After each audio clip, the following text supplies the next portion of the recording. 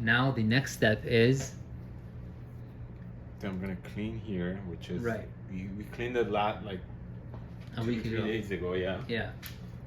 Just to show you, I just want to touch it a bit. First, I'm gonna comb it down. So guys, just like the just like the hair, we set the fade in, okay, and then now we want to establish, where what the length on the chin is. For Shafiq, after we did the fade, we did a number 5, and for Connor, now because we're gonna freehand it, we're just gonna freehand and choose the length or just clean it up because he just got this done recently, and then we're just gonna kind of blend it into the beard. And this is the second step, right? You're just blending everything into the fade, and so establishing the length, the longest part on the chin into the fade. Okay, Amir, go ahead. So this is very important. See how Amir asked Connor to lift his head up a little bit? This will give him a very, very good look on what he needs to take off. Here, guys, 1 second.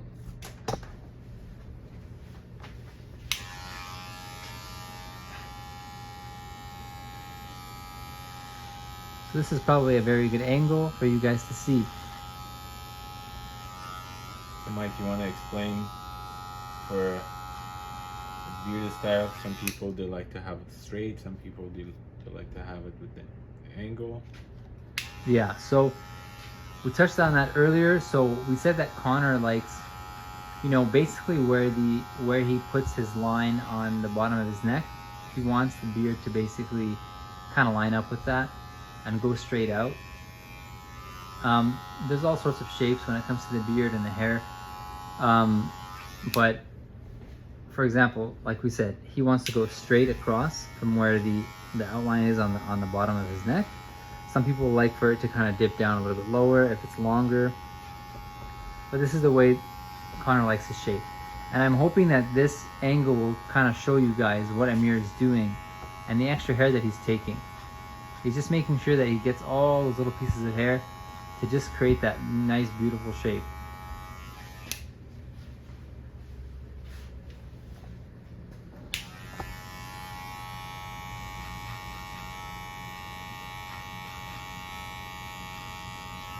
We're just lightly tapping at it, guys. We're letting the clipper do all the work. But as you see, I still have my finger on his chest, so I have more control on my... Yeah, everyone. So as you can see, Amir still has his index finger. Sorry, not his index finger. He still has his middle finger on Connor's neck or top of his chest. That's giving him stability, guys, because remember, when you're doing meticulous work like this, you need stability. When it comes to the trimmer or the clipper like this and you're freehanding, stability is key. That way you can look at an area, you know exactly what you want to target, you just attack it, and it's, you basically get the shape that you want. Okay.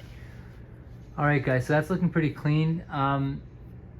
Now, because Connor did his beard earlier, last week, normally after you comb everything down and you cut it nice and straight, what a lot of people miss is they forget to lift the client's head up and comb the rest of the bottom here. And oftentimes you'll find that the hairs here are just gonna get tucked back in, especially after the client puts his head down and just kind of gets tucked back in.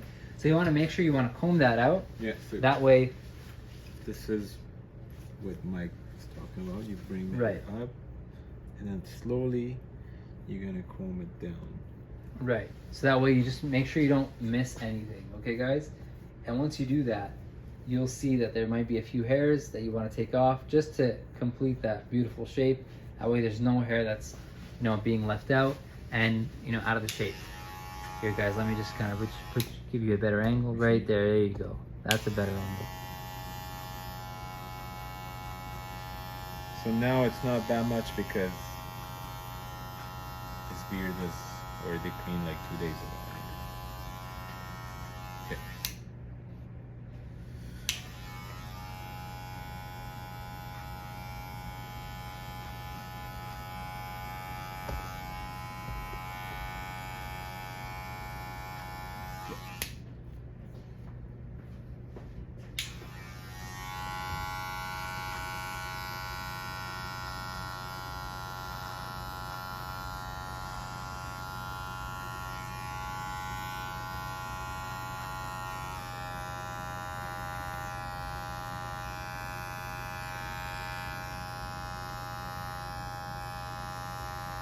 So as you see, I just opened my guard because my machine is too sharp.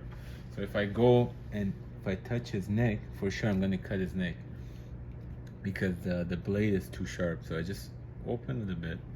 So even if I touch, it's not gonna hurt him. Yeah, guys, so it's not exactly 0.5.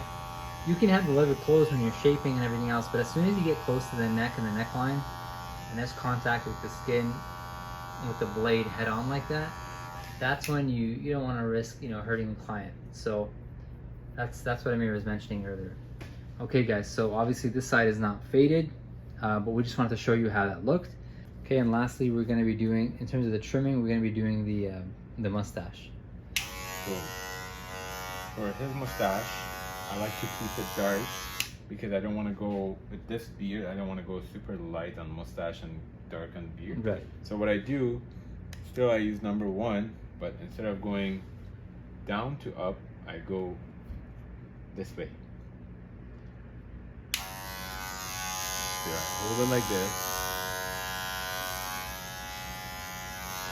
I have my finger here, control more.